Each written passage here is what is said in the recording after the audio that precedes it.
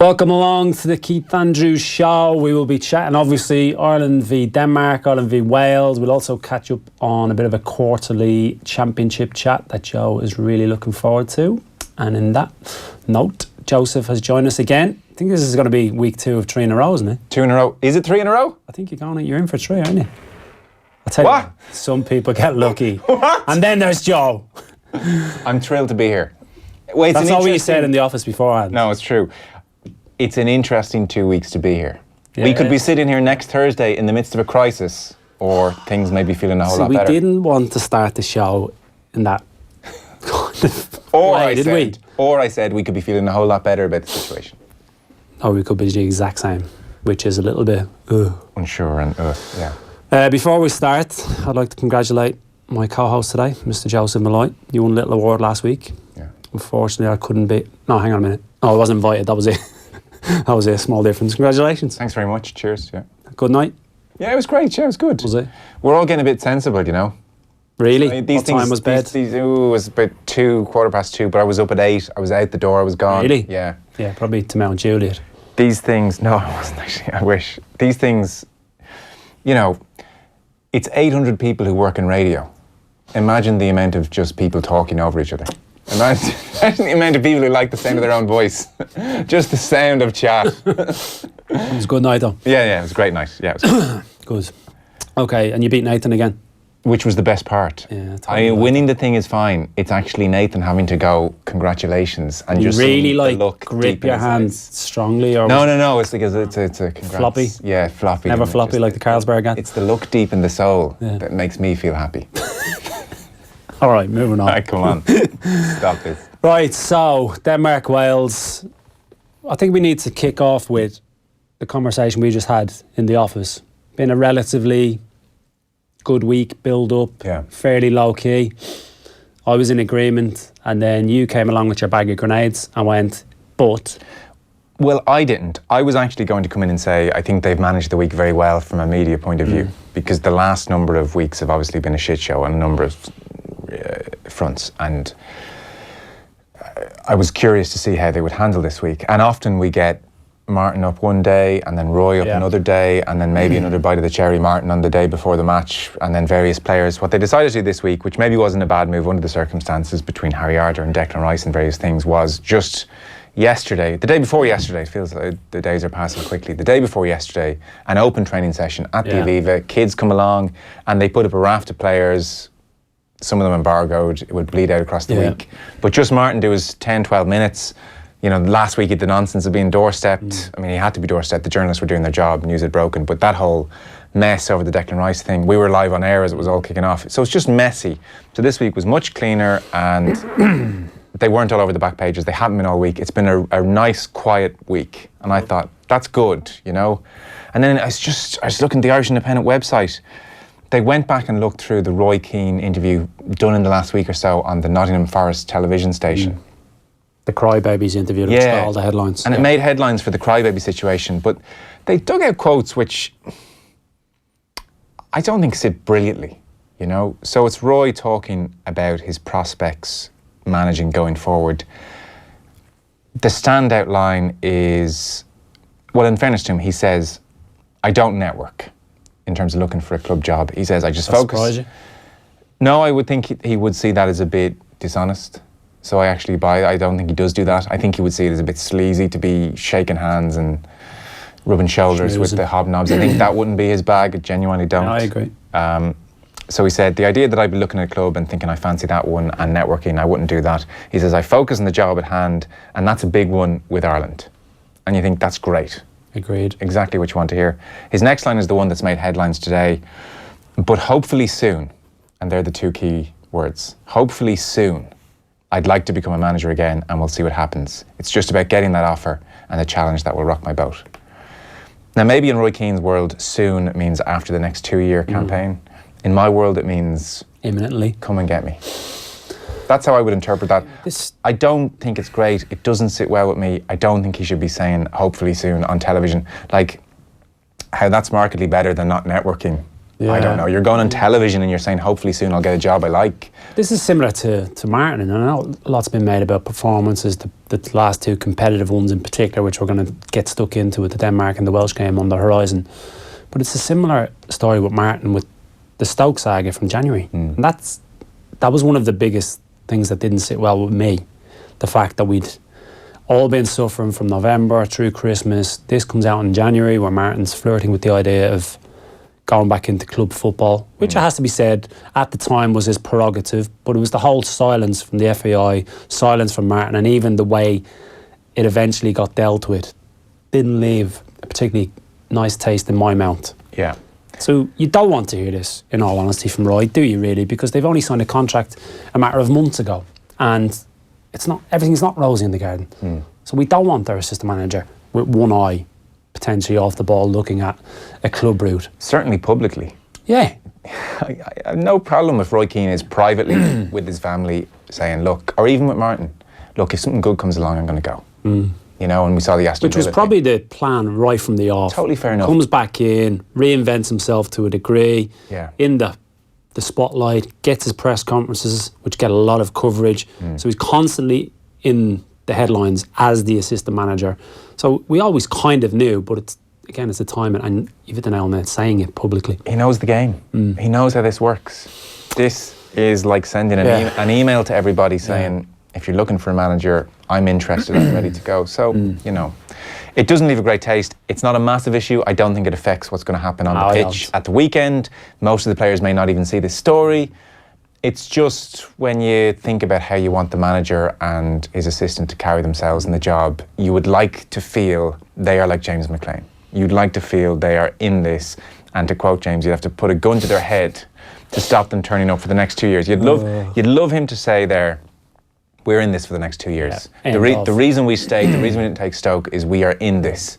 I'm desperate to get back to another European Championships. That is my main aim. And then I'll be 49 and then it might be time to go elsewhere and get a job. But we are in this. I'm going nowhere for the next 2 years. Yeah. Maybe that's asking too much. So, it's not great. So where are you then? We're both big fans, obviously. Where are your expectation levels going into these two games? Because let's not forget, the last two have been a disaster against these two teams. Christian Eriksen missing is just a game changer. It's a pre-Eriksen and pre-Bale situation. And Bale, we think, is the latest is 50-50. I think he's going to play. Okay. Whether he'll be fully fit, I don't know. Yeah. But Eriksen missing, I think, makes Denmark one-dimensional, and it's an absolute level playing field. Okay. Still have some good players, like Sisto. Yeah. But he is the jewel in the crown, isn't he? Yeah, absolutely. I think there'll be a response. I really do. You heard Johnny Walters here last week on the show, really peeved with what happened in Cardiff. He called it embarrassing. I don't think he's the only one that would have felt embarrassed. No. So they're at home, it's nighttime kickoff, there'll be a good crowd, it's a competitive game. I think there'll be a good response, and I think they'll be really on it, and they understand that Martin O'Neill this week is being asked, you know, if you lose these 2 games, do you lose your job? No player really wants that to happen on their watch. No, they don't. You know, so it's a reflection on them. I think everybody has to take a slice of this blame pie, and the players are absolutely included in all this. Yeah. But you're right, you don't want to be going and repeating these types of performances. It's just So I'd be very hopeful they certainly won't concede a glut of goals. It's can they nick one? So that's the basis for our success. I've said this before. It has to be. Yeah. We have to be tougher to beat. That's been us, isn't it, down through the years? Where it hasn't been the case in those last 2 competitive games against Denmark and Wales. So that needs to stop. Yeah. So, I mean, you're talking 0-0, 1-0, 2-1 territory, one way or another. I would be okay with the type of performance going back to Copenhagen last year. So in between those 2 games, there was a little bit of, we were negative, we didn't really do this, we didn't do that. Yeah. We ground out a good result. Yeah. A lot of our good performances have been away from home. Yeah. So there's more of a template in those performances to bring into this game. Well, there's a steady the ship feel about this week.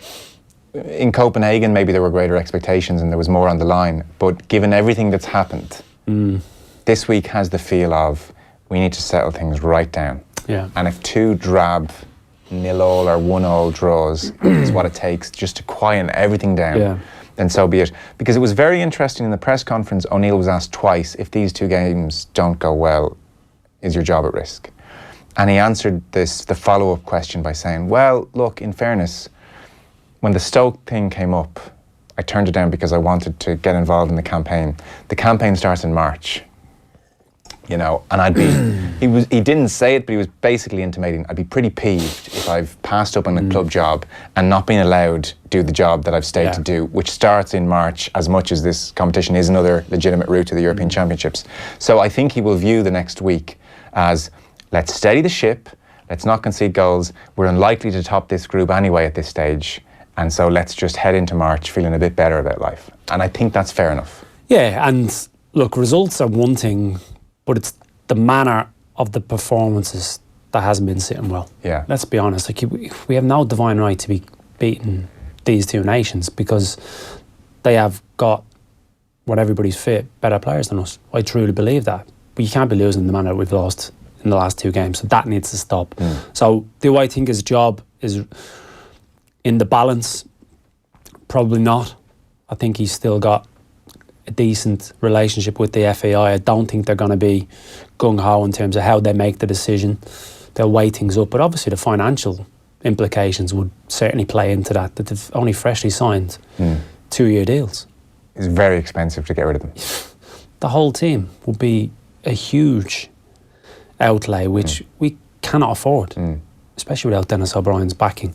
So that's definitely one aspect to it, but the performances need to get better. It's as simple as that, and that starts at the back for me, without a shadow of a doubt. We need to be tougher to beat. I think at the top end of the pitch now, with the options we've got compared to last month, with the likes of Hogan, Maguire been available, Shane Long wasn't available last month. We've got different options up there. Obviously Johnny Walters as that physical presence we will miss. This is the team I would play. I'm not quite sure who's done those squad numbers, lads, but I wouldn't have Matt Doherty as a 5, and do you not know he's a wing back? I would go, Randolph's nailed on in goal, isn't he?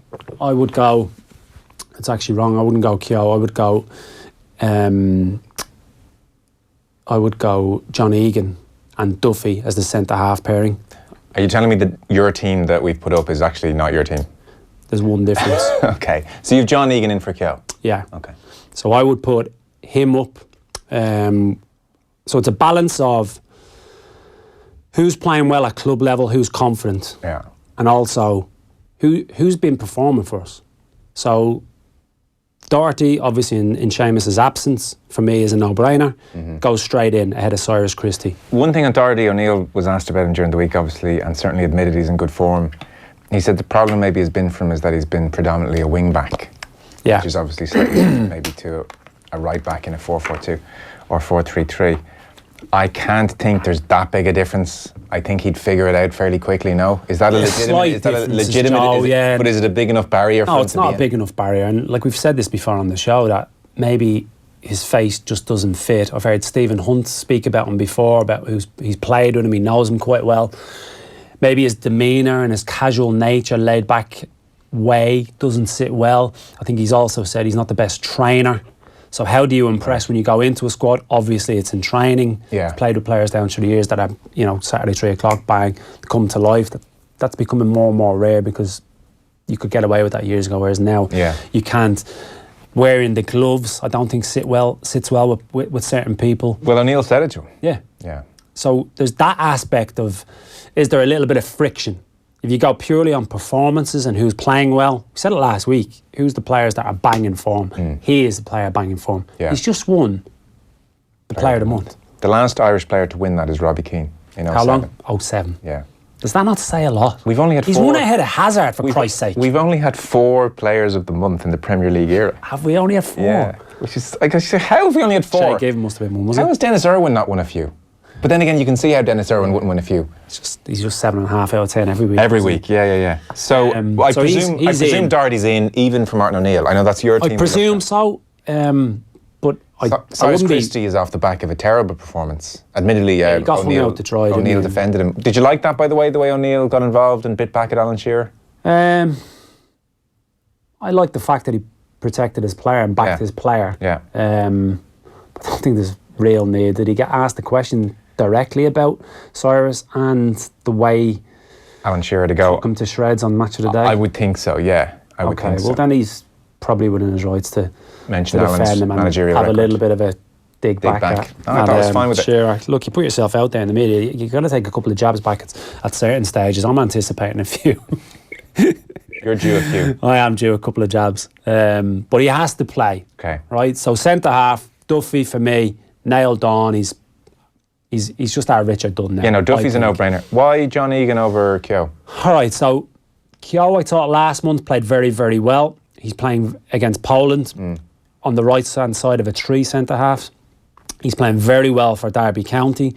So, in fairness, that team going up, that was my original team, and I just thought, no, I'm going with Egan, because I think when you look at what Sheffield United have done, you look at the way when he's being fit, what he did at Brentford, got his move to Sheffield United, playing centre of a three, the age he is, there has to be at some stage an evolution within the group of, okay, Richard Keogh might do well for us for these two games, and I totally take on board your point about this week, maybe stabilisation, so there is that element.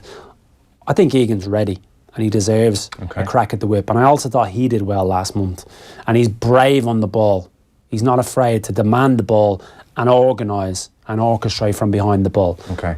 So I would put him in. Don't think he'll start, but I would start him. I think he's done magnificently well, alongside Enda Stevens, who would also put in. Place up for grabs, obviously, Stephen Ward, nursing an injury. Him, Derek Williams. I would go with Stevens again. Energy, the character that he's shown to get to where he is in his club career. Yeah. I don't think you've seen too much of him, have you? No. Your midfield five, McLean's a no-brainer. Yeah. Arthur comes in. You've Robinson on one side, and so you've Sean Williams and O'Dowda in. Yeah. Talk to us about those three. So I suppose the obvious omission is Jeff Hendrick, and this kind of pained me a little bit, because I have been one of his biggest fans from day dot, coming through at Derby, the way his education went at Derby, with Clough giving him the nuts and bolts of being a central midfielder, a little bit more old school. And then Steve McLaren came in and fine-tuned him, and then he's gone to Burnley, which is probably a little bit of a hybrid in between both. He just hasn't hit the heights since the Euros. And I don't know why. At times he's played for Burnley as an advanced attacking midfielder and does a good job, but it's not his strength. And now I don't think Dyche trusts him in a two-man midfield, which they've gone back to. And I think his Ireland performances haven't been at the level that they probably, well, they certainly should be, could be. What might he be missing that Dyche mightn't like in a two-man midfield? He's 26 years old. I mean, he's made for box-to-box. Yeah. He should be able to do everything. So obviously he's just not seeing things tactically. Well, Jack Cork and Stephen Defoe last year were outstanding, with Jeff ahead of them. Yeah. And they were very accomplished, both in possession and holding in a structured role within the midfield, staying behind the ball, and they built up a really good partnership. Now, Ashley Defoe's missed a good chunk of the end of last season and this season, and Ashley Westwood's come back in to the team ahead of Jeff. So what's he missing? He's probably not as accomplished in possession as those two players that I mentioned, in terms of the way that he has tried to evolve the way they're playing at Burnley. But I just love Jeff, and I would love him to get the licence of one sitter, two box to box, like I've set up that team there with Sean Williams at the base of it. But I just think on current form, which I alluded to before, Callum O'Dowda, Harry Arthur are playing better than him. Callum O'Dowda, off the back of last month against Poland, deserves a crack at the whip. And I think Harry Arthur for Cardiff, in what's been a tough start to their season, has been probably one of the shining lights. It's just a pity how it's gone, because 2 years ago we were sitting here and we were saying, well, Robbie Brady and Hendrick and maybe another will make up the Ireland midfield for potentially the guts of 7 or 8 years, and they'll be great and they'll build a great partnership, and it was looking very rosy. Like, it is a pity, because we did come away from France thinking we had found something. Yeah, and I remember being over in France, covering the games, and an Italian journalist was coming up to me and asking about Jeff Hendrick. Who's this Jeff Hendrick? Yeah. Everybody in Italy loves him. Yeah. Italian clubs are talking about Jeff Hendrick. And I was like, I was like, happy days. Brilliant. And I've obviously was with that. Yeah. And I still think, look, it's not, he's 26. I know what you're saying about there should be a level of consistency.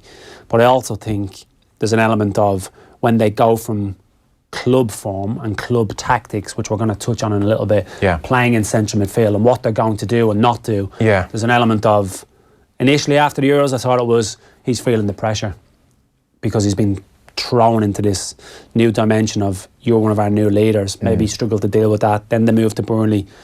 But now he needs to get through that.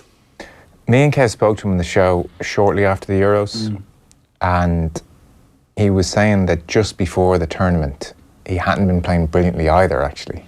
And he said some people close to him sat him down and said, this isn't good enough. Yeah. You're really going to have to up it, especially if you're going to go and play at the European Championships.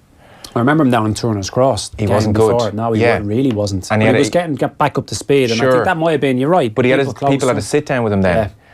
Like, is he the type that needs a bit of a kick up the ass, I wonder? Is he the type that needs people? I don't know him at all. I really like him as a fella, and Robbie Brady. Yeah. And vast majority of other lads in that squad.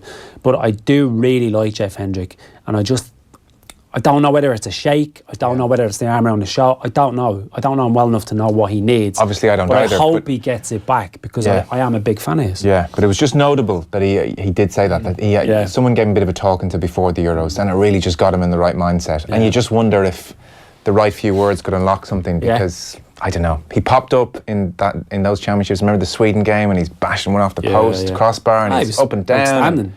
Got the game by the scruff of the neck. He was everywhere. Yeah. So that's what we need. It's quite extraordinary that here we are, and he's 2 years older. He's 26. Yeah. He's not in your team. Yeah, I know. I felt quite sad about it. So Williams and O'Dowda, you like what they're bringing? Williams, O'Dowda. I think Williams as a holding midfielder, I would have him ahead of Myler because he gives you more in possession. Okay. Although Myler's never let us down. Solid citizen. Yeah. That's what I would go in. Robinson out wide. McLean obviously picks himself because he's a huge catalyst for a lot of things we do. Yeah. And Shane Long coming back in. But then off the back of that, I think you've got real options from the bench with the likes of Maguire, 15, 20 minutes depending on how fit he is. Got Hogan. He'll be invigorated with Dean Smith going in at Villa. He was his manager at Brentford, who done really well under Dean Smith at Brentford, got the move to Villa. And Aidan O'Brien last month I thought did really well. So there's better options from the bench. Yeah. All that said, James McLean was our top scorer in the last campaign. He's still the most likely candidate there to be the top scorer over the course of 10 games. And you're talking probably 3 goals. Yeah. That's where we are. So what does that say to you? It says we're in big trouble. No, and it says to me you need to be even tighter at the back. Well, sure. Difficult to break down. We need to get back to clean sheets. That's our basis to start with. Bigger picture says we're in big trouble. Like, this is Stop, Joe, will you stop? Don't worry, we're going to have Kenny Cunningham on the line soonish, and he is going to be ultra positive. But before that, we spoke to John Walters last week, and we asked him a couple of little questions. One in particular fascinated us, and Joe asked him about how, as a front two, maybe we could have dealt with Ethan Ampadu a little bit better. We're kind of watching, on our couch, very comfortable, and we're looking at a 17-year-old looking like Pirlo out there. And I guess you're kind of wondering, why is nobody sitting on him, or why is nobody smashing him, 10 minutes in? And you're saying it was hard to get to grips with what they're doing. Maybe you could explain that to us, because I guess he was sort of vaguely in your vicinity at times. Yeah, look, it was myself and Callum, and I don't know. Sometimes there's new players in there. Sometimes not to point the fingers at anyone, because I was part of the team as well. But sometimes you're not quite at it, or you don't quite know, and you're half a second off it, and that's all it takes. Half a second, half a second to miss or not time you pressing right, or if you go and then stop, then you're caught in no man's land and you played around so easy, and that just seems to happen so often. And then, as an experienced one, I've played against formations like that before, pretty similar, where they want to play, but they want to get the second midfielder out that's on the opposite side of the pitch, so they do all the playing, they make you run around.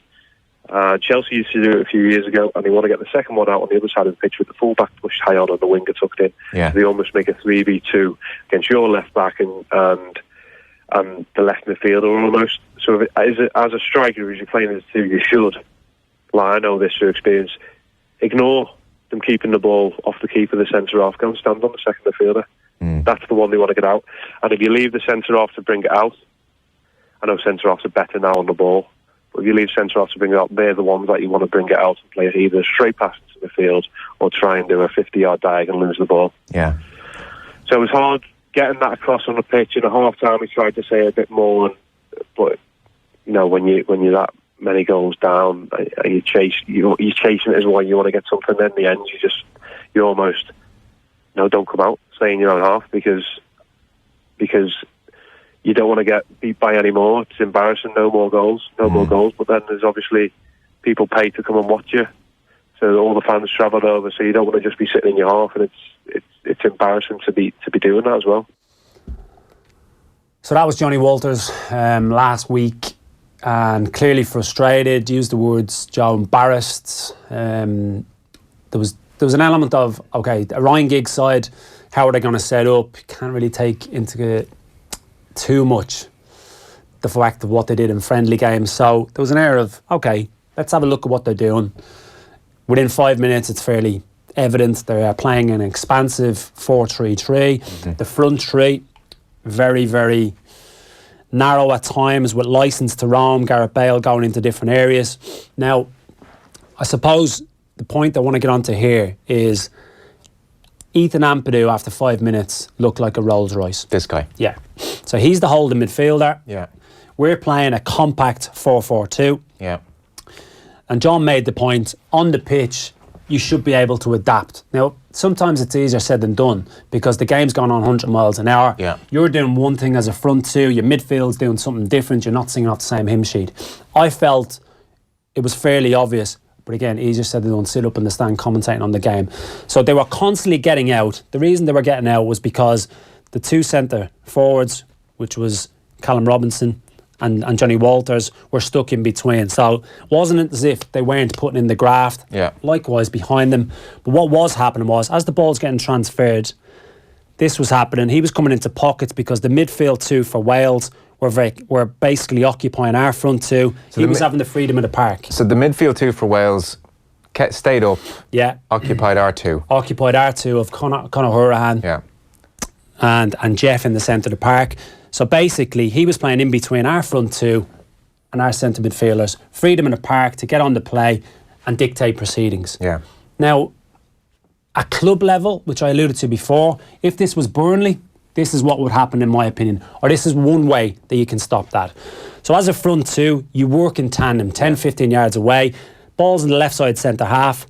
You want that going one way. So we put it to the left back, Ben Davis. Now as that's going, one of the centre forwards ensures it doesn't go back to him. Yeah. He gets a little bit of pressure as he's travelling. But as that's happening, and as he's making up this type of distance, the second centre forward has to drop in on Ethan Ampadu. Yeah. Doesn't have to mark him on goal side, but he has to be in and around him to ensure. Just block the pass. Yeah. If it does go to him, into the centre, he's on him. Yeah. So, firstly, show him down this side of the pitch. So your 10 teammates behind the ball, 9 plus your other centre forward, knows it's staying in this side. So that's the onus and the responsibility on the centre forward. But also, the other centre forward doesn't let Ampadu have the run of the park. Yeah. And behind that, you're still in a very, very solid shape. Yeah. But that obviously wasn't happening. Even the option for Christie to press up here and make this lad's life exactly. even more miserable. Okay, that is unbelievably simple. Yes, it is. Like there's Leinster Senior League teams who do that. Why? Like what the hell's going on? Grey areas, because we don't have any type of consistency in the way that we play.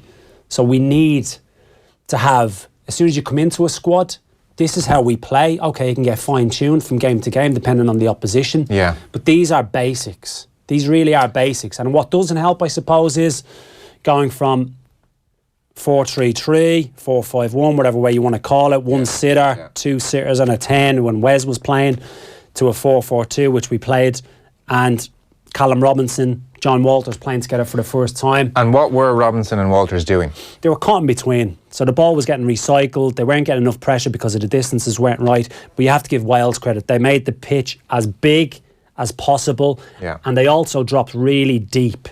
So look at that now. It's harder space to cover. So hard. Yeah. So if you can't get pressure on that ball, what I will be saying here, which I used to scream at Kevin Doyle and Robbie Keane, because we never had that luxury of. I already know. I know what you're going to say. Drop in. Drop into the. Let him have the ball here and then press him from there. Exactly. Again, it's painfully simple. Yeah, Joe, It's painfully simple that at no stage in that first 10-15 minutes when Ampadu's looking like Pirlo, yeah, that at worst whatever. Okay, it's quite ambitious in a way to try and fix things. And let's press them and put them in a corner, and you sit in him, and you come up and let's really get tight to them. Yeah. Fair enough. It's kind of criminal, and the two lads on the sideline, that this couldn't happen. Where everyone says, right, drop in halfway line and back. Give me the name of a team that plays like that. The best at it in the business. Narrow, compact, 4-4-2, and that type of shape. Atletico. There you go. So why? I mean, again, I know you're laughing because it seems that simple. But just someone there has to say, right, we're being killed. Yeah. That 17-year-old looks unbelievable. Let's just drop. Yeah. There's too many spaces. There's too many gaps. Well, there was more issues involved in that. So if we bring it on a little bit, so we take these out of the equation, right? So let's have a look at the back four and the front three for Wales, right? So there's our narrow, compact 4-4-2. We had Joe Allen, midfield, marauding on, Ampadu at the base of it, dictating proceedings, right? Remind me who was there with them? It's lost me. Okay, Grant. Who's in midfield? Midfielder number 3. With Joe Allen, lads, can we remember? It'll come back to me. Yeah. So basically, this was the front three, okay? Yeah. So this was happening time and time again. Gareth Bale started as the focal point, okay? Yeah. On the right was David Brooks, who's doing really well at Bournemouth. Yeah. And on the left was Tom Lawrence from Derby County. They are clearly given licence to go and roam, okay? So that's fine. As a back four, all you need to do is stay in place. If you cannot affect it, stay in your places. Bale was coming into these areas. Lawrence was taking that place. If you actually think back to the goal, the Conor Roberts goal, our centre-halves got dragged into these areas here. Yeah. And this whole space was left just vacant where they were able to go and exploit. Mm-hmm. I think when you're dealing with players like Christian Eriksen, and in particular Gareth Bale, you have to defend as units. So that's just the back four. Ideally in front of that, you want one sitter. We didn't do that. But you need to make these spaces small. Yes. Yeah. The more you get dragged and the quicker teams play against you, that's deadly. And they're not just one-dimensional now, Wales. They're able to play with these type of players as well, where they are very, very effective. And the rotation that they showed causes so many problems in these areas here. So there was that problem with Ampadu at the back, but also in these areas, it was poor. Really, really poor. It can't be the first time our back four have come up against a front three who like to drop into midfield spaces and rotate. No, and then it's just a knock-on, isn't it? So we've spoke about Johnny Walters, top end of the pitch, not quite. And did you remember him saying about if you're half a second off, you multiply that by 10, then you've got problems. It gets scary. You've got real problems. Yeah. So that's out of possession. In possession, we know about how difficult it can be for us. And their fullbacks were good. Fullbacks and they really pushed on as well. And then what they also did was, like, these are simple patterns, Joe. Simple patterns that youth team players, and I've spoken before about the detail that's needed to give to these players, our players, that I don't think they're getting, right? So the detail is, Brooks comes inside. What do you think when Brooks comes inside? Where's the space for the fullback? There. Yeah. Got it for his goal. It was over this side where Bale had Duffy and Clark dragged into these areas. Brooks was involved. Giggs has given him the licence to go on. He backs up play. And I presume what you want there is him still not getting dragged out too far and whoever's in the left wing going back with him. Exactly. You want us to remain as that unit. Yeah. So Are they going to score a goal from out there? No, they're not. But when you get dragged out into these areas, if he hasn't tracked and you get dragged out into no man's land, then it quickly becomes a back three. So rule number one at all times is protect this unit, the integrity of this unit. Don't have players getting dragged. Yeah. If the right back's gone, our left winger goes with him, vice versa on the other side. If Bale drops in, let a midfielder pick it up. Yeah. Protect this, protect these spaces. They're not being drilled. They're not. Well, it certainly doesn't look like it. And a lot of what you see looks like it's off the cuff because, let's not forget, he's 5 years in the job, okay? There has to be, take it at club level, right? I thought there was a really good article in the paper this week about we are the Norwich of football. Did you read it? Yeah. Dan? I didn't actually get a chance to read it. Dan McDonnell. Brilliant. Yeah. Basically, all the players that we have in the squad, places where their respective clubs are in the league, in the Premier League, the Championship, divide them, we're 9th in the Championship. Okay. Daniel Farke, Norwich manager. A little bit of criticism last year. They tore up the rule book, the route that they were going as a football club, a technical director, very European. He's come in from Germany. Yeah. Recruitment changed. Big earners went. People like Wes Houlihan, Russell Martin. Bang, we're starting from... So there was going to be problems last year. Yeah. But you can see what evolution they are trying to do. And I would say, in fairness to O'Neill and to Roy, they get less time with the players, so you can probably only work on certain basics. But we probably are talking basics here. The other thing, I know you want to get on to Kenny, like we talked to Walters about when Ireland do have the ball. Yeah, look, just briefly, I want to get onto this because I do want to get to Kenny. So if we bring that back to the Welsh back four, right, with the front two, for instance, right? So I'm talking about options on the ball. And look, I've been there. I've been there in the Irish shirt where we're sitting here in the studio saying, why can't we pass the ball? Yes. Okay. All right. So I just want to break it down very, very simply. Stick Conor Roberts back in there. So I see a lot of... So this is us in our 4-4-2 shape. So where's the... He's left back. You got two right backs in there, John. 1, 2, 3, 4. Yeah. One, there we two, go. So three. there's the front tray, right? Okay. So here's our narrow 4-4-2. Yeah. Okay. So Seamus Coleman, I see a lot when he gets into these areas and advanced, that he doesn't have options on. It's never easy for us. And do you know why Wes Houlihan shone for us? Because of his movement off the ball. And what he was able to do on the ball. Well, obviously drop that, the shoulder, create the space for himself. Right. I could never do that. Jeff Hendrick, Conor Houlihan, Glenn Whelan.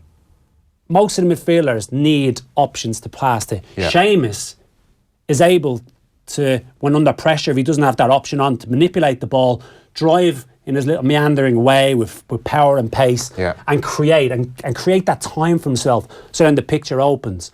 The vast majority of our players can't do that. No. So they need options on the ball. So if you look at Seamus Coleman, right back, where's your options, okay? So show me what we are doing, not what we should be doing. What are we doing now? So Coleman has the ball here.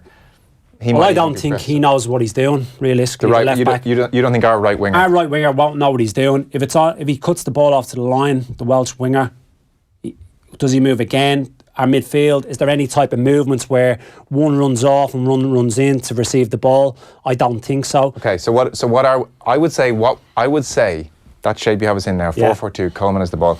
I would say what we are doing when Coleman has the ball is exactly that. Nothing's happening. So we're like mannequins to a degree. I honestly think within a 4 or 5 metre circumference around every player, I think our two midfielders want to, and I think the nearest to Coleman sort of half shimmies over and says in a half-hearted way, I'll take it, but obviously I'm being marked, so don't give it to me. Yeah. But I just need to show everyone I am sort of showing. Before you move on to that, say for instance that's Conor Houlihan. What he wants then, he will be brave and he will show for that angle, right? Yeah. What he needs, if he's getting severe pressure from Joe Allen or Ampadu in central midfield, what he needs is a simple pass off. So he needs... Right winger to check in. Well, let's not forget, that was Cyrus Christie against Wales. Yeah. Who's not natural in terms of having the ball with his back to play, which was going to be one of the issues. So what tends to happen, especially if it's not Coleman, say it's Stephen Ward, long ball. Yeah. Invariably, a little clip, and they hope someone gets off him. So that is, I would say, in the main, that is what's happening. I would say other teams, I mean, we're talking about the difficulty for Callum Robinson and Walters to try and press this Welsh team. I would say when other teams are doing their homework on us, I would say they sit around and they say, this may just be the easiest team in the world to press. If we press these, they're in trouble. What should we be doing? And the crucial question, what should we be doing with the quality of player that we have? Right, so you can't ask them to do what they can't do. If it's a 4-4-2 like it is there, right? 3 or 4 options, which John Walters alluded to on the VT from last week. Yeah. Very simple. One of the midfielders comes and shows square, so that's your security blanket, right? Ultra security blanket. When you say security blanket, you mean so if the ball's lost, this midfielder's behind the play very quickly. He's in relation to being able to get it back, but he's also available as an option. Yeah. So even if he's under pressure, that ball can go square into a midfielder. And if he is under severe pressure, he can hit it first time into this area here, where we will have willing runners if the detail is given to them. Yeah. Shane Duffy to go back to, but they're the negative options. The positive options, your winger starts wide, but again, this is an issue because it was Cyrus Christie. If it's Callum Robinson, if it's Callum O'Dowda, who was on the far side, they start wide, you can't get it to his feet because of the Welsh winger's position. He rolls inside. Can you play it to him inside when he gets on the half turn and he gets at the Welsh back because their left full doesn't really want to. Davis doesn't really want to go in there because that opens up space for Walters to run into. Right. So that ball's not on. So he comes inside. Christie, Ben Davis follows him, so it's not on. Okay. Where's the space, Joe? There you go. In here. Callum Robinson, Shane Long, maybe not so much John Walters, Aidan O'Brien. they cannot, Hogan, Maguire, they can all make this run. So they start as the front two. Yeah. When that happens and the timing has to be right, it's a simple ball down into the channel. There we go. See, I mean, if you're a right full, that's such a nice menu of options. And it again, what strikes me again is this is pretty simple. So he's here. There might be nothing inside. He then looks for Christie to make a run inside. Yeah. You hope it takes Davis with him, and then he knows he's got a round the corner run, and it's up the line. And if you're the right full or the left full, and the same thing's happening here, there's a sense of calm. And I would presume the other thing that happens pretty quickly is the first time it happens. Say Davis goes with our player, and the ball goes there. Yeah. The next time, what will Ben Davis do? Ben Davis is going to stay, and then Cyrus Christie, you're on the ball, and you can get turned, and suddenly you're in their back four. So then, and then you've got more options. Pause on that, right? So, for instance, he stays narrow, he stays compact. Cyrus Christie comes in. Let's not forget Ethan Ampadu is the holding midfielder. He locks on then Cyrus Christie rolling inside because they've cottoned onto it. Yeah. They've cottoned onto it, or it's come from the sideline. Giggs says, be aware of that. I don't want Ben Davis coming out. I want us to stay as a back four. Yeah. He comes into this area. So Seamus Coleman's in it, right? Comes inside. Nothing wrong with this ball. Dropping it in, especially if it's a John Walters, in and around him with quality. Yeah. And then what happens is your left winger gets involved. Your right winger is in contention anyway because of his first run. Yeah. Bang. And you're in good possession, 30 yards from the opposition goal. And the key thing is then you have 4 Irish players close to each other in the opposition half. And not 20, 30 yards between all of them. Keith, I have to say again, I watch it. I'm not a professional footballer. I've played Leinster Senior League. And you get it. Like, fairly, like I kind of feel like we're good to go out and try that now. On the subject of this, though. Why are we not doing those patterns? Because we'll say on the radio on Tuesday night or on Thursday, you'll come on and you'll say, I didn't see patterns I liked. So it's lovely to get you to illustrate what you're talking about. None of that's rocket science. Yeah. But this goes back to where I think our fans are realistic. They know where we are. They don't expect us to be like Barcelona, like Manchester City. Yeah. They know. But if that ball is going that little bit direct to John Walters, what's happening behind it? Because as soon as the ball leaves Seamus Coleman, Matt Doherty, whoever it is, as soon as it leaves his foot, the left winger knows, bang, I'm inside. Yeah. We're keeping them in. Even if it's not a good ball, we have them in their half and we know how good we are at second balls, at scrapping. And then when that happens, your back four comes up. Yeah. So the distance between the front players and the back players isn't 60 yards, it's 35, 40 yards. Totally. I would put it to you even, those patterns you've talked about. Yeah. So say we're not doing Christie in off the wing and looking for it. Say we're not having this fella show. Say we are as basic as Coleman, Stephen Ward, Enda Stevens. When you get the ball, lump it long to, say it's Johnny Walters ideally. We don't quite have that physical presence now. Shane Long coming a header. Yeah. So say it's lump it forward to Shane Long. I'm actually okay with how basic that is. As long as this fella knows, James McLean, this fella knows the right winger, say it's Christie, and when he gets the ball, instead of even worrying Christie about showing in, they just turn on their heel, they start running up towards where the ball is going, i.e. to Shane Long. Balls. I'm absolutely fine with this being pumped up once Shane Long has 2 players running off him to flick it to, whereas too often we see McLean back here, our right winger back here, Coleman lumps up the ball. Nothing is in cohesion. And it's isolated. Like the ball goes up and say he wins the header or holds it up, he's isolated, he's swamped. Too often on his own. So again, and by the way, this goes very easily from a 4-4-2 into a holding midfielder, which I said with Sean Williams, Arthur or Hendrick, O'Dowda, the narrow 4. So as that ball goes up to your one centre forward, Shane Long, which I think we should go with, stay high, occupy the 2 centre halves, wait for the opportunity, goes up, then look what you've got from midfield. Yeah. 2 energetic legs, aggressive midfielders, wingers, whatever side it's on, joining in. Yeah. And the other one balancing up play. But they all have to know Coleman is probably going, or say in on Saturday's case it's Doherty. They need to know in advance he's probably going to clip it long so they can turn on their heel early. Yeah. It's no good if he's kicked it and then they start running. No, exactly. It has to. The plan needs to be in place as to what you're going to do, how you're going to do it. But I tell you what, on the flip side of that, if we start doing that against Wales, it's horrible to play against, because what happens in midfield now, you're so used to closing down players to feet. Yeah, you have to turn around. Exactly. So that's not just the same for centre halves, it's the same for centre midfielders. I'm totally okay if we become Wimbledon and as effective as Wimbledon. We're not going to become. I'm totally okay with it. Wimbledon had a plan. But that ball, you're going about lumping it forward. It's just a clip over the opposition midfield. 30 yards. It's 20, 30 yards. Yeah, clip over the midfield into our centre forward's body. So he's the favourite to retain possession, not the centre-half. It's not a fight ball, and we've got the players to be able to do that. No big issue. I hope we see some of this. Well, so do I. But... right in 5 years. Okay, we've got Kenny on the phone. Kenny, thanks for joining us, buddy. All right, Kate, I need you to explain your comment. We're not going to be the next Wimbledon. What's all that about? You need to put a bit more meat on the bone. I think there. you'll find that was... personal affront to that comment. Joe was bringing Wimbledon up, and I know that's a close to Joe your was heart. perfectly happy to go down the Wimbledon Rio. No, it's you had a problem with it, though. You need to explain yourself now to the next Wimbledon man. Well, I was saying I would be happy for us to go down the Wimbledon route because they had a plan. They had a plan. They knew what they were doing. Keith's response to it. Would you play like Wimbledon? Oh no, Joe. Oh no, we won't be going down the Wimbledon. Oh no, Joe. No, won't be as bad as that. Keith wants to see Ireland go down the St. Pat's route, Kenny. That's another deviation, Joe. That's another deviation. You're letting Keith off the hook there. Kenny, I won't push it. I won't labour the point. I'll let him away with it this time. Okay, buddy, thank you. Right, so on a serious note, still a lot of negativity around here going into the two games for obvious reasons. I was chatting to you yesterday. You're a little bit more optimistic, maybe. Yeah, I'm always a little bit optimistic coming into the games. I always look forward to the games. I'm always interested in terms of personnel on the pitch. You know, tactically how the manager's going to set the team up. Keith, how the team functions. A lot of stuff that you've been talking about there. So that kind of always gets the juices flowing a little bit. Now I know we're in a little bit of a rut at the moment and have been probably for some time, but I don't quite buy into the pessimism. I can understand it to a point in terms you look at results over the last 12 to 18 months, but I still look at some of the personnel that we have available to us, and particularly some of the younger talents sprinkled around the squad, and that kind of gives me hope and always gives me a little bit of confidence in terms of what's coming down the road. So yeah, I'm looking forward to the game. Both of these games coming in quick succession against good quality opposition we needn't be scared of.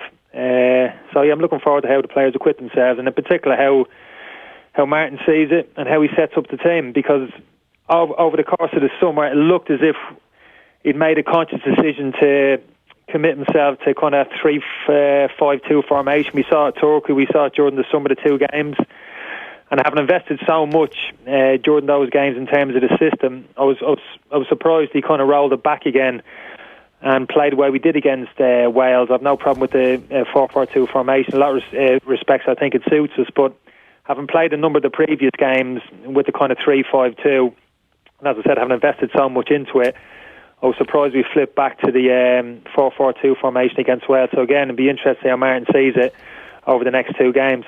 Again, with the personnel we have available, and you've alluded to, we've played it, I think it's 3 of the last 4 friendlies, even against Poland. Would that be something you would persevere with, or do you like this system with what we have available? I think we can play both. I've had, for a long time now, for some years actually, I've looked at the individual attributes of the players coming into the squad and thought 3-5-2 is an option for us. I like to see us play two players high up the pitch, Keith, in natural partnership high up the pitch. And if an orthodox 4-4-2 and a 3-5-2 gives you the luxury of doing that, obviously with the 3-5-2, the wing backs, you don't give yourself, for me, you don't get the combinations that you would down the side of the pitch. That you would in a natural 4-4-2 with a full back in and wingers playing wide, and opportunities to like little combinations down the side and little triangles, a little bit more responsibility on the wing backs. Don't get as much help on their outside, but of course you have then the luxury of having the extra player in central midfield. So there's kind of pluses and minuses to it, but I think we can play both. But of course, whichever system you play, Keith, as you've suggested, you need to roll it out. You need to roll out on the training pitch. You need to drill it. And players need to have clear pictures in their head when they're going onto the pitch, what's expected of them individually and particularly collectively as a unit, in possession and out possession. That's what, it's not really successful teams, that's what every team does, club level, international level. Every team's prepared. Every team's got those clear pictures in their head and like a game plan of sorts before they go on the pitch. Kenny, centre-half wise, I think we're probably all in agreement Shane Duffy's nailed on. If he does go with the back four, which I think he probably will, Who do you think should partner him? Who do you like along there? Because I've from what I've seen this season and his evolution in last year at Brentford, I really like John Egan. I thought he did quite well last month in the centre of a tree against Poland as well. I know so did Richard Keogh now, in fairness to him. Yeah, he looked composed. John, against Poland. I agree with you there, Keith. Looked to get on the ball, kept it simple. Occasion didn't get to him. Looked very solid in that area of the pitch. And that was a 3, this is a 2. Shouldn't be too much of a difference. And I think because you've got somebody as dominant as Shane Duffy at centre half, I think you're able to get away with somebody not as physically as imposing. I mean, obviously, I was looking up to the games that I did for around that centre half, but physically, Keith, I couldn't dominate. In terms of even heading ability and stuff like that, I needed somebody a little bit more dominant alongside me, and I was fortunate to have that. The likes of Gary Breen, Richard Dunn, powerful player, dominant in the air. So I could work around, I could drop off and kind of play around those type of players. That was a kind of partnership would suit me. That was the type of centre half I liked playing alongside.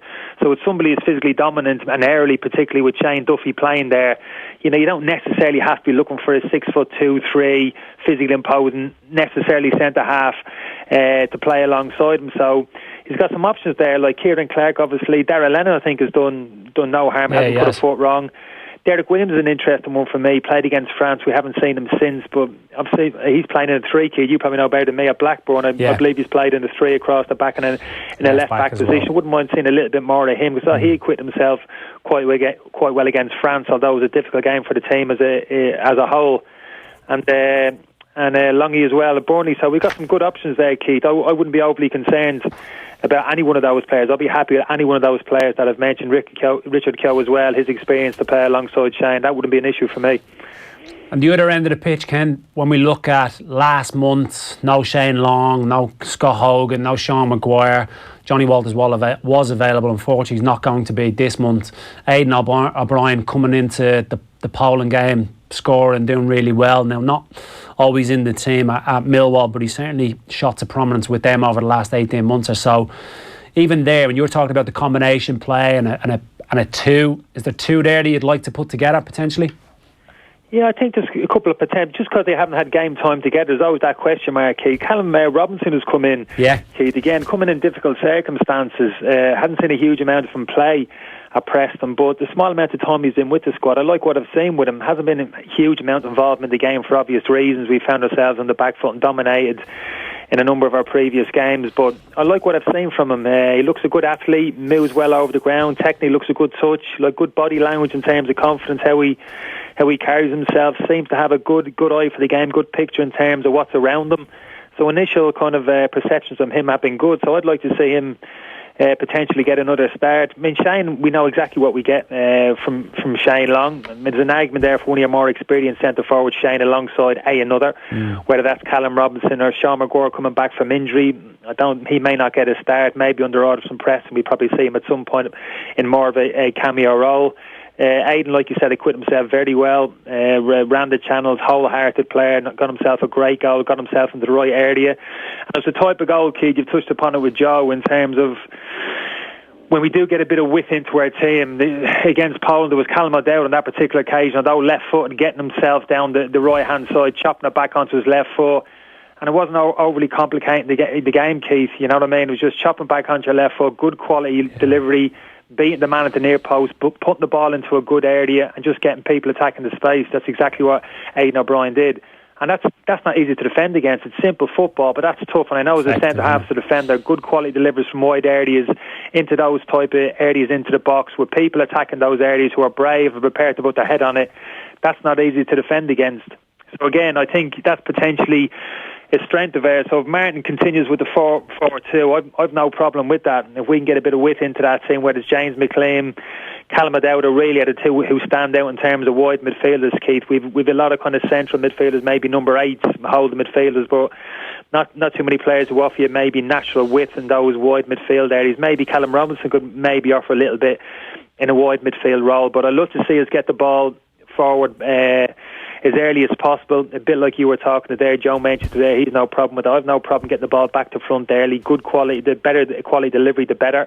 Get a foothold in the last third of the pitch and get your forward players involved, get your wingers involved, get your full-backs supporting from behind, clever little combinations and getting those good quality deliveries into the box. And generally, Keith, we've been good at that over the years. Players are prepared to get in behind, down the sides, deliver the ball into the box.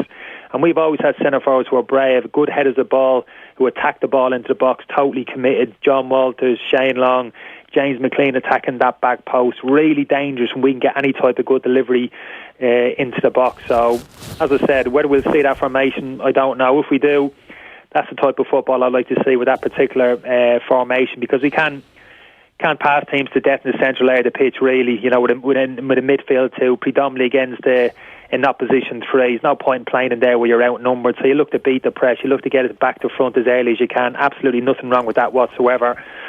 Yeah, and playing the opposition half and play facing the opposition goal. Kenny, 2 very quick ones for me before you go. The clock's against us here. What 2 results? That's you and Keane went to the tactics bar for that. I know. I'm sorry. I wish I had a camera. I could actually see it. I was listening to it on the phone, but I couldn't actually see it. We'll send it to you. You'll be able to get it on YouTube. You'll be able to get it on your phone. No, it's a bit too complicated. Yeah. No, it's not. I'll send you the link. And you can watch it back on YouTube very easily. So 2 quick questions. One, everybody I think around the setup could do with 2 good results here just to calm down things, because it's been a messy few months. Realistically, what are we looking at here? What 2 results would kind of steady the ship a little bit? Just performances for me, Joe. Performances leads to the kind of results that you want. That's why we have to concentrate performance levels and improving our performance levels. Once we do that, in terms of probably the things that the two you have been talking about for the past 20 minutes, in terms of those little patterns of play, you know, getting the ball at the good areas, plenty of crosses, shots, good combinations on the edge of the box, and obviously defending well, nice and compact. Everybody having a clear picture in their head how we're going to defend as a unit, high press, low press, wherever it is. Everybody understands their roles, and that leads to good performances, and that's what I'm after first and foremost over the next 2 games. If we can get the performance levels at a higher level as they have been, well, for me, results always take care of themselves. It's never the upside around for me. I never quite understand managers who say, well, it's all about results, performance doesn't matter. That doesn't make sense to me. One naturally leads to the other. So performance levels to improve, I think that's an obvious, certainly after the Welsh game. Poland was a little bit better. I thought the structure looked a little bit better in terms of the team shape, albeit you could argue maybe Poland in terms of their intensity levels in the first hour of the game, but generally speaking I thought the shape looked a little bit better. The lads looked a little bit more comfortable in their skin in that Poland game. So again, build on from that and hopefully offer more of an attacking threat at home, more shots on target, more goal scoring opportunities, which is what we want to see, while obviously keeping the door shut at the other end. What's your last question, Grenade Launcher? Final question is, you've obviously been linked pretty heavily with the St. Pat's job here. Is it something you're considering or interested in? This is coming out from left field here. Purely an Irish conversation, I was told. No, look, Joe, I've always been interested. Look, the League of Ireland has always interested me. You know, like most Irish players, I've got a natural affiliation to the league. I enjoy watching the football. I enjoy the people involved in the league. So, yeah, if an opportunity presents itself going forward, I'll give it serious consideration. That hasn't been the case before. My kind of personal situation has meant I really hasn't been an option for me in the past. But potentially look going forward. Yeah, if something was to come up, I'd give it serious consideration. So, yeah, we'll wait and see. Okay. And have you been talking with St. Pat's or? Oh, but that's another question. How many questions? Was that last question you said, Joe, didn't you, Keith? I'm into my last few. I'm into my last few. Who's bossing that show? Keith, all Keith. You can say no comment. If you prefer not to talk, there's no issue. I'm just asking in case you're happy to say, have you been talking with them or considering Pats? Look, that's all I'll say. Look, that's fair enough. Speak to clubs. Look, there's not too many opportunities there at the moment. Some good quality managers in place already. So, as I said, all I can say, if the opportunity presents itself, I'm open-minded and I'm willing to listen to people and have a conversation with people. Okay, but I presume regardless, your off-the-ball commitments will not be affected. That's the most important thing, right? That'll be the first thing to go. Is that why you're pushing me for one of these jobs, Joe? I want you to come out and say I'm not interested. I've got my off-the-ball commitments. You're desperate to get me out of that studio, aren't you? No, I'd miss you. Right, I won't ask you any more questions then. Thanks, Ken. Appreciate you joining us. I can only apologise for Joe. Sorry. Take care. See you, pal. This is turning into good cop, bad cop. Are we journalists or are we not? Are we journalists or are we not? We got to ask the questions. Can't be friends with these people. I am These friends people, with him. Kenny. Oh, yeah. Sorry. These minions. I can't believe you said that. Even if we are friends with them, we still have to ask him the questions. Oh, that's interesting. He's open to it. So there's something in And it. It'd be great for the league to have for what it's worth, the I former think Irish captain. Appointment. Yeah. The former Irish captain coming back managing the team would be fantastic. It'd be great. Joe, have I got time to chat championship, or is this going to be 2 weeks in a row where we've binned it off? Josh, are we out of time? 2 minutes. Oh no. We're out of time. It's worth getting into. I can't believe Joe, we're out just of time. because you love the championship. It's the international break. Snob. We got nothing to say about it. It's the international break. Right, quick whiz through. Doug Ellis, by the way, on a sad note, has passed away. 94 years of age, Joe. Yeah. Obviously, long-term affiliated with Aston Villa. Big news for them, though, is Dean Smith gone in as manager, which I think will be a really good appointment. Most people will be thinking, well, who's Dean Smith? That wouldn't be if very accustomed to the championship, done really well at Walsall, got to move to Brentford, has got them flying in a model where they don't spend big money.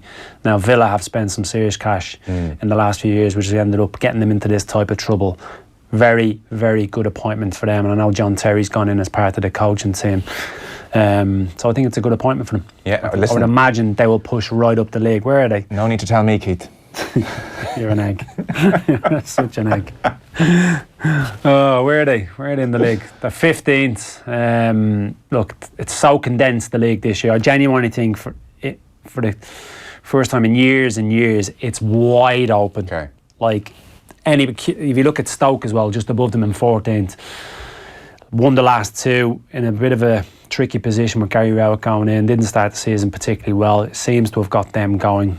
Such big hitters in that league. Bielsa ball starting to unravel. Is it? Yeah. A little bit, but it's just down to the squad size. Okay. I had a Leeds fan coming up into me in the airport last week and saying, why do I hate Leeds? Like, have you not heard me bigging up Leeds? Yeah. That's what I mean. Really? Fans hear what they want to hear sometimes. I'm bigging them up. The one issue I have with Leeds is the squad size isn't big enough to sustain what they're trying to do. He's hardly changed the starting lineup, barring injuries. Yeah. They've just dropped off a little bit, but there's some big hitters up there. Sheffield United have done magnificent. John Egan and the Stevens central to that. Also, McGoldrick banging in goals for them after his move from Ipswich in the summer. So he'll probably feel like he's warranted an Irish call-up, scoring goals in the championship. But wide open. Derby County, Shea obviously there with Frank Lampard in 8th position. But if you look at that, 25th top of the league down to 17th and 12th position, it's so condensed with a quarter of the season way through. So I've whizzed through a little bit of championship there just to appease me. I'm thrilled for you. And you, what'd you say, Joe? Yeah, we'll have a proper championship section next week until... When I go to see Rotherham away when is he? to Preston in the last weekend of October, I will report in here the following week on the full championship Can I get you experience. on the next week then? Yeah, I'll give you the full championship experience. Meat pie, pint, all the good stuff. Bovril. Bit of Bovril, Bit of Bovril by then. Yeah. Are you going out on the Friday night or will it be a hungover Saturday or is that... Be a few cobwebs, but nothing... Nothing major? No. Any golfing? No. Okay. No. That was a pleasure.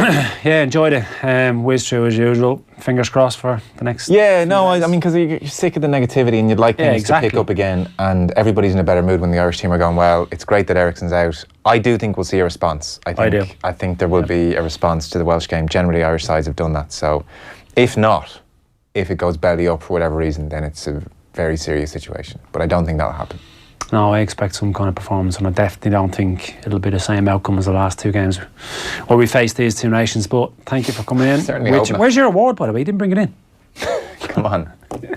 Stop. Come on. Stop now. Right, that's all we got time for. We will be back next Thursday. Joe's back in as bad cop. We shall see you then.